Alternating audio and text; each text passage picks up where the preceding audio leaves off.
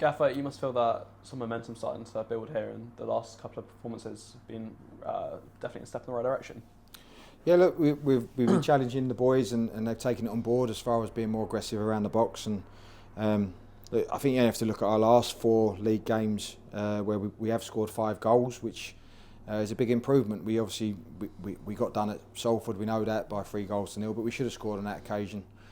We scored 2 against Fleetwood, could have had more. We scored 1 at Tranmere, hit the bar at the post that day, keeper makes some saves. We scored 2 coming from behind against Bradford the other day. So I'm seeing a team more that I like. I think if I go to the 4 games before that, when it was like Wimbledon, Bradford, Chesterfield and Walsall, we only scored 2 goals in that period, and I didn't feel we looked much of a threat, and I didn't really like looking at us. I try and set up teams to win football games, and look, we know we've had reasons behind that too, but it shouldn't matter who plays and what the scoreline is, whether we're winning or we're losing. We still want to be on the front foot and try and take the ball forward and try and be a threat around the opponent's box. And the boys have been fantastic the last over this festive period. Yeah, I mean, it's quite interesting that you say that. You've been scoring more goals because you've actually moved to more of a back 5 in recent weeks. Do you feel that you're setting up more attacking, or do you think something's just starting to click a bit better in that final third?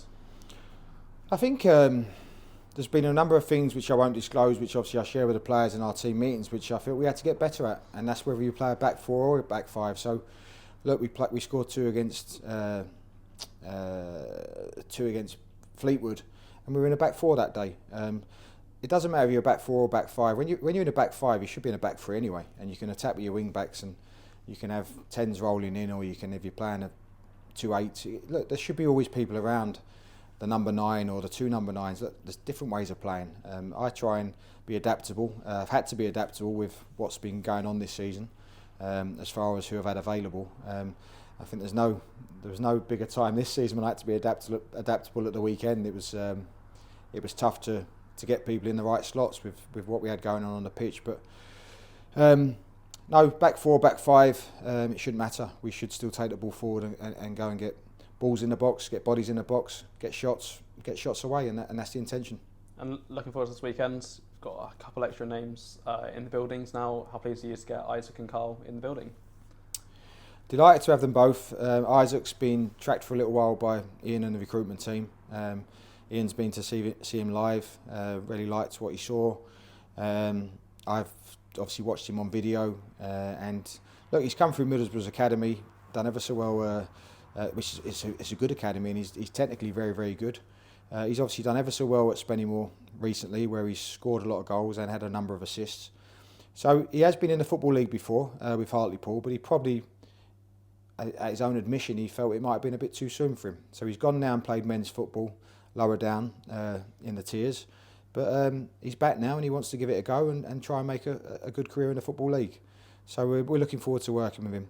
Carl Cameron was someone that came on the radar a little while ago, and he was someone I was very interested in. I think we need men in the building. He's certainly that. He's captained all his clubs he's been at, and he'll give that leadership quality on the pitch. He's obviously a very good footballer for a centre half. He's played in a very good Notts County team, which were renowned for playing good football. But look, he can defend too, and he'll give us that physicality in the box. And yeah, I'm delighted to have him at the football club.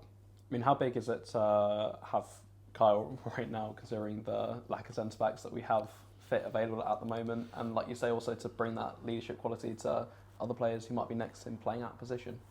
Yeah, look, it's important, and obviously you do have to react in transfer windows when you do have injury problems. But what I will say, Carl was always on our radar. He was someone that we were very interested in before the injuries came along, really. So we feel he can improve the football team. We're trying to get players in to the building that we feel can make the team better. That's no disrespect to the players that are already here. They should welcome that, because competition in a squad drives other people on to get better, to train harder, to give me a problem as far as who I pick. So I'm sure they will welcome that. They'll welcome that competition, and yeah, we want to try and get some more in the building too. And with one defender coming in, we now know that we'll also have one defender going out. Yeah. Chris Stokes leaving the club, but obviously been a good servant for these last few months with us. Chris is someone I have a lot of respect for as a person, for one, but he's also a model professional. And look, Chris came into the club in the summer on a trial basis. He earned himself a contract, done ever so well in pre-season, but he always knew he was going to come into the club probably sitting underneath certain people. He's played a lot more than probably he expected to, even though he wanted to play, and he did say that to me in my office. He said, look, I understand where I'm at when I signed him, but he also said, I'm going to try my best to get in the team, and that's the attitude you want from any football player. Look, he's been great. He's had to play at times when he's had knocks. He's kept going. He played in that period just when we first got them load of injuries after Chelsea, and he hadn't really been playing. I think he went 8 games on the spin or something like that. I can't remember. I'm making that up a little bit, but it must have been around that number. And he was hanging on by a thread, to be honest, because he hadn't had a proper pre-season. So I really wish him well with the rest of his career. Whoever is lucky enough to get Chris Stokes is getting a good person and getting a good football player. Thank you very much. No problem.